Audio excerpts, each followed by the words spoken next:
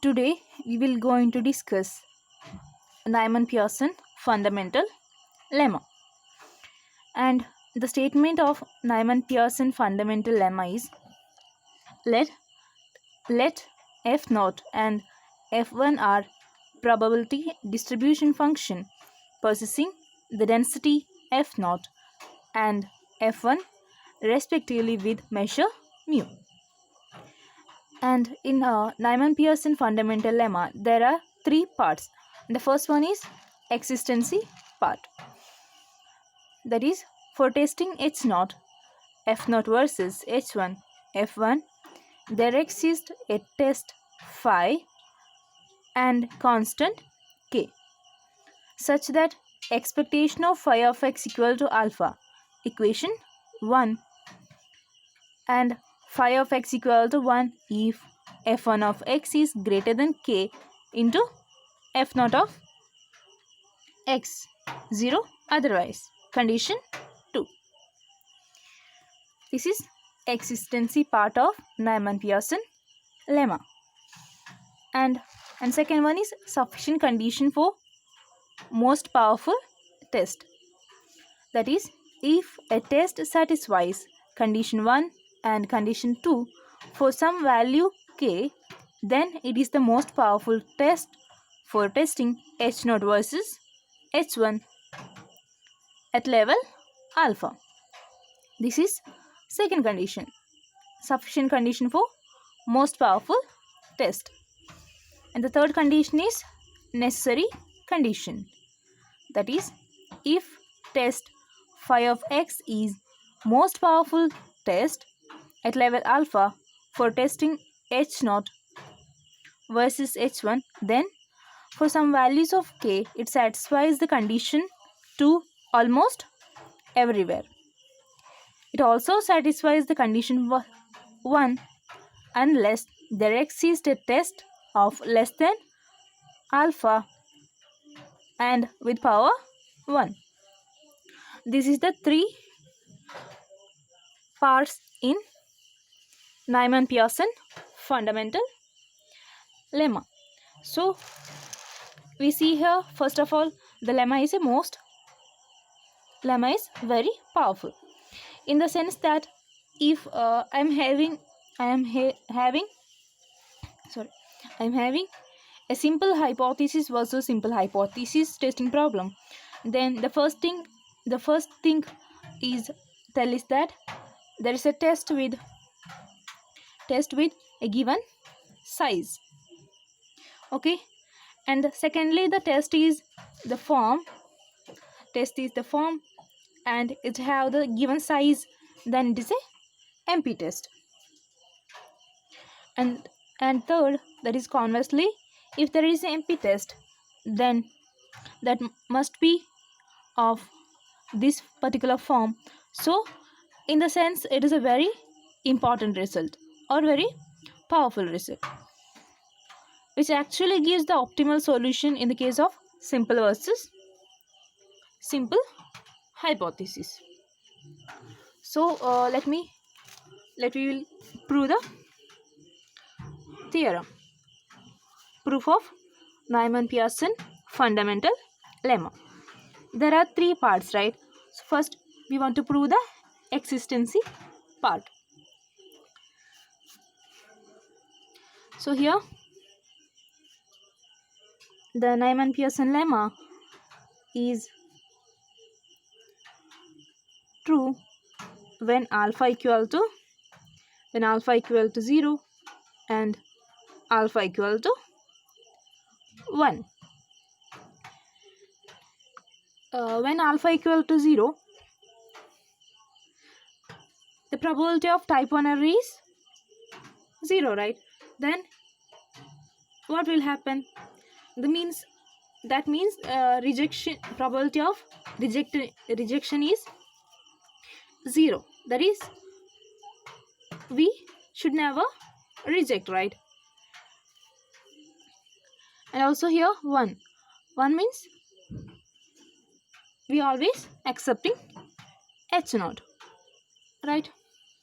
So in existency part, we will consider when k tends to infinite, when k tends to infinite, then phi of x equal to 1 if f1 of x is greater than infinite, right?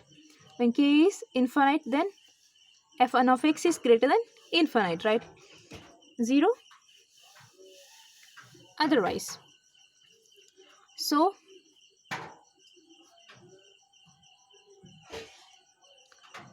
size of the size of the test equal to expectation of phi of x,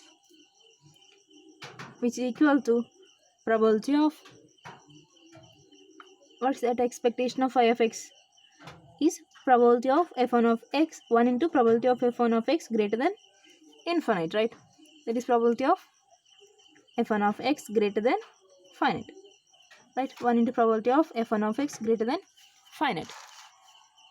What is the value when probability of f1 of x is greater than infinite? Which is 0, right?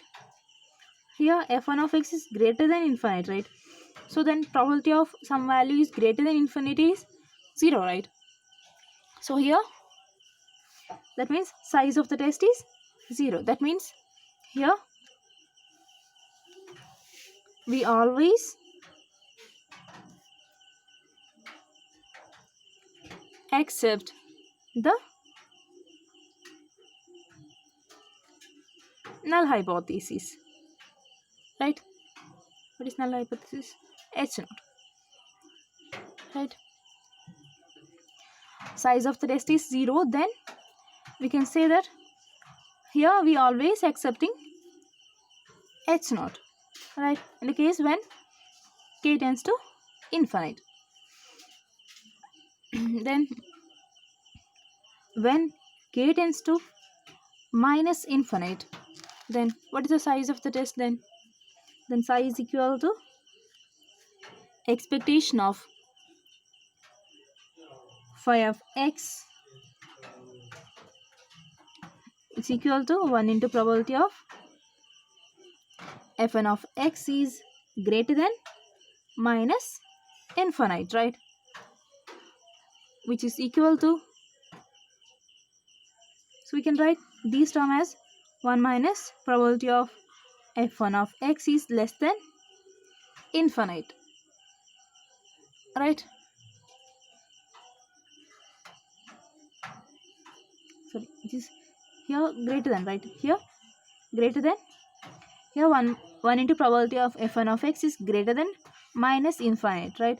So this term we can write it as 1 minus probability of f1 of x is greater than plus infinite, right?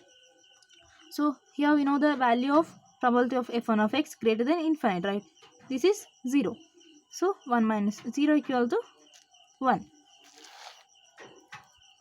Here size of k tends to minus infinity, then size of the test equal to 1, right? That is, here we always reject the null hypothesis, right? If size equals 1, then we always reject the null hypothesis, right? So throughout this proof we shall assume that size is between 0 and 1. That is, throughout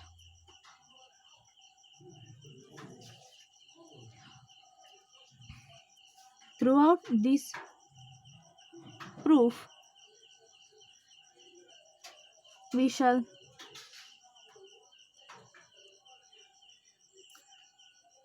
assume that 0 is less than equal to alpha less than equal to 1. Okay, then so here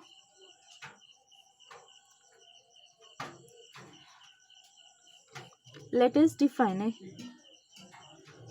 a function alpha of c equal to p naught f1 of x is greater than c f naught of x. So let us define a function alpha of c equal to f naught of f1 of x greater than c into f naught of x. Okay, so we can write this as alpha of c equal to probability of f1 of x is divided by f naught of x greater than c. Similar, right? Since the probability is computed under f naught, the inequality need to be considered only for the set where f naught is greater than 0. That is, since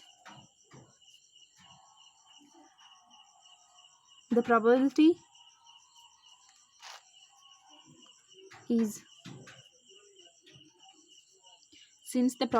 is computed under f naught, the inequality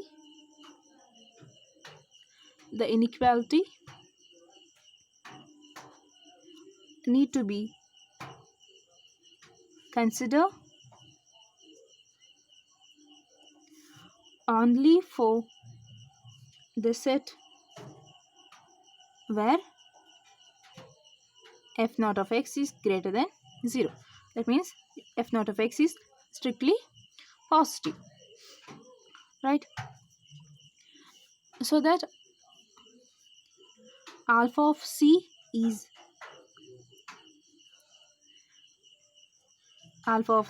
the probability that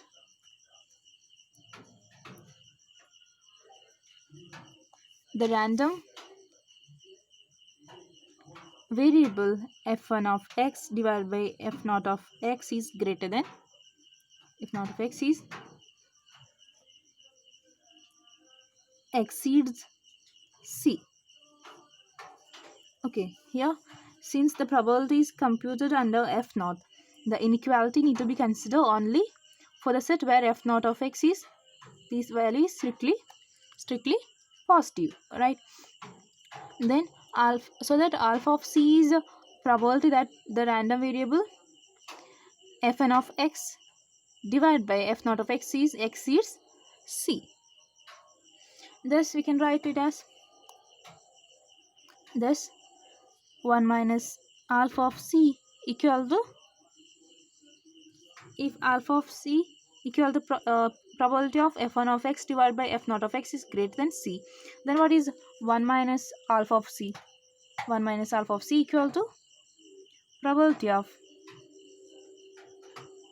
f1 of x divided by f naught of x is greater or less than, here greater than, right? Then here less than equal to c, right? Which is cumulative distribution of the random variable f1 of x divided by f naught of x, right? That is 1 minus alpha of c is cumulative distribution function of the random variable fn of x divided by f naught of x, right? f1 of x divided by f naught of x. So there are some properties related to alpha of c. So we will see what is the properties. Okay, there is alpha of c has the following properties. Alpha of c has the following property, and here the first property is that limit c tends to infinite alpha of c equal to 0. And second property is that, in the first property, limit c tends to infinite, then alpha of c equals 0. And also limit c tends to minus infinite, then alpha of c equal to 1.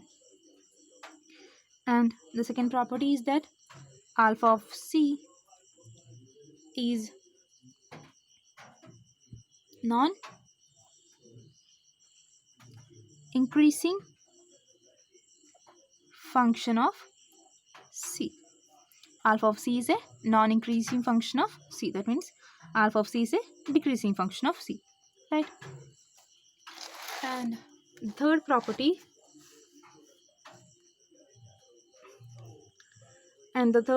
is that alpha of c minus, that means left hand limit of c, right? This minus alpha of c equal to probability of fn of x divided by f naught of x equal to c. These are three properties. Okay, and the first property, what is the first property? Is that first property is limit c tends to infinite, alpha of c equals 0, and limit c tends to minus infinite, alpha of c equal to 1. And second property is that alpha of c is a non-increasing function of c. And the third property is that alpha of c minus alpha of c equal to probability of f1 of x divided by f naught of x equal to c, right? Next, now define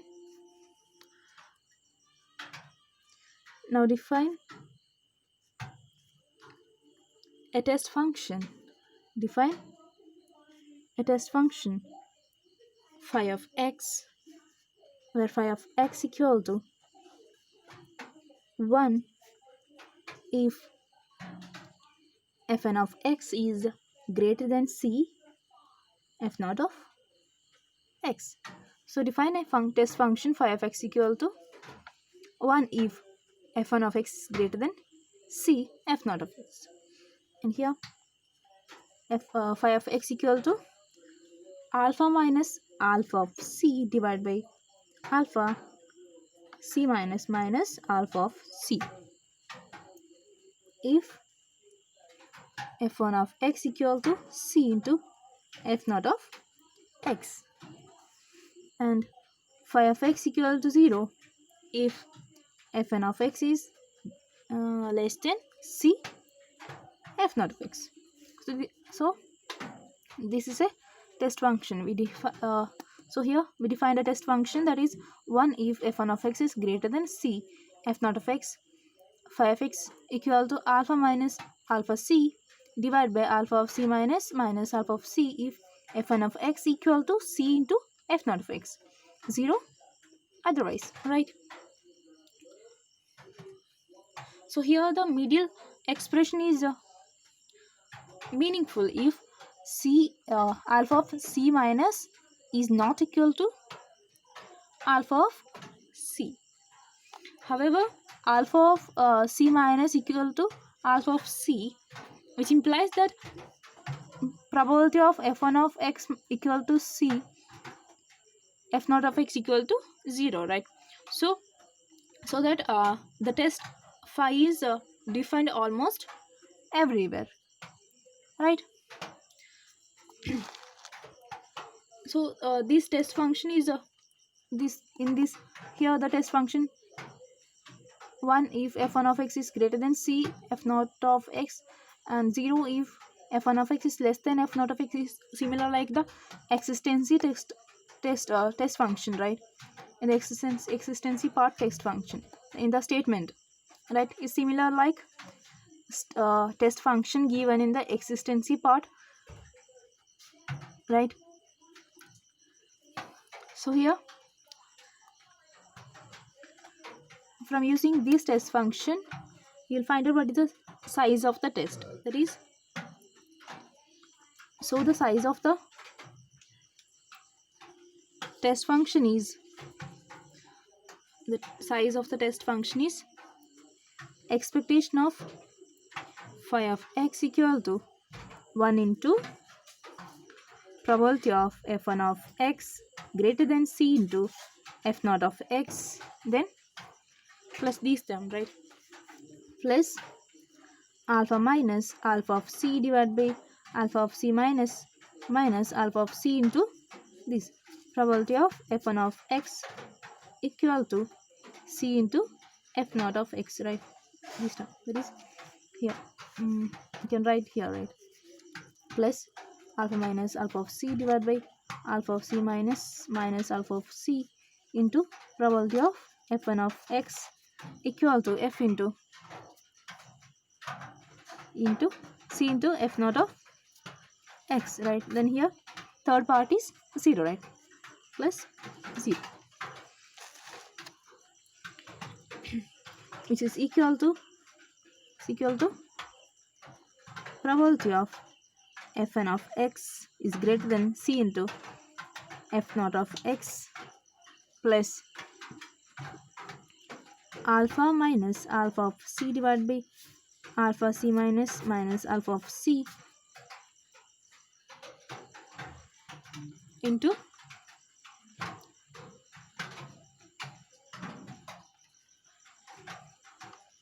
probability of fn of x divided by f0 of x equal to c. Here divided by f0 of x, right? That is probability of f1 of x divided by f0 of x equal to c. So here we can also write that term, that is probability of f1 of x divided by f0 of x is greater than c plus alpha minus alpha of c divided by alpha of c minus alpha of c into probability of f1 of x divided by f0 of x equal to c. Similar, right? So we know that what is this value? Probability of f1 of x divided by f0 of x is greater than c. It's defined, right? That is here. It's defined that alpha of c equal to probability of f1 of x divided by f0 of x is greater than c, right? That is here. It is equal to alpha of c, right? Plus this value, this alpha minus alpha of c divided by alpha of c minus alpha of c into what is this term then? Probability of f1 of x divided by f0 of x equal to c. That is given in the property, right? In the property alpha of c. That is the third property. It is alpha c minus alpha of c equal to probability of f1 of x divided by f0 of x equal to c, right? This term is equal to alpha of c not c minus alpha of c, right? So here we substitute that term, that is alpha of c minus alpha of c, right? Then here this term got cancelled, and also here this term and this term, right? Because plus and minus, and then the answer is alpha, right? Then remaining term is alpha, right? That is psi is equal to alpha. So that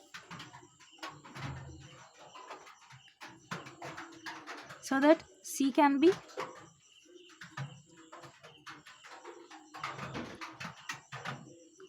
taken to be k of the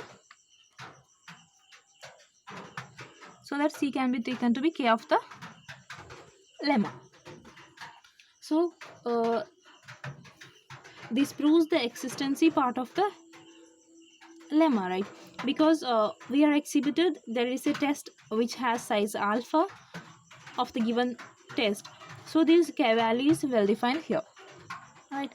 Then we are going for prove the second part, that is sufficient part for most powerful test. Okay.